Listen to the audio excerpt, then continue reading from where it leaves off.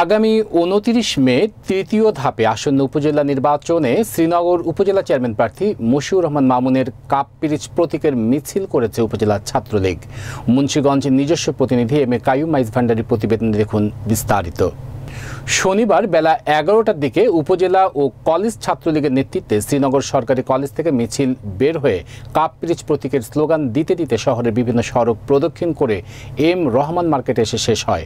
এ সময় উপস্থিত ছিলেন উপজেলা ছাত্রলীগের সভাপতি শাওন খান, ভারপ্রাপ্ত সাধারণ সম্পাদক শাহাদাত হোসেন পলাশ, সহ সভাপতি আবির রায়হান, আলফি কলেজ শাখা সভাপতি লিমন হোসেন, সম্পাদক শামীম হোসেন, সাবেক সাধারণ সম্পাদক ফাহিম হোসেন প্রিন্স, উপজেলা ছাত্রলীগের সাবেক নেতা আরিফুল ইসলাম রাব্বি, আজিম হোসেন খান, রাজীব ঘোষ, সাগর হোসেন সহ ৫ শতাধিক ছাত্রলীগ নেতাকর্মী।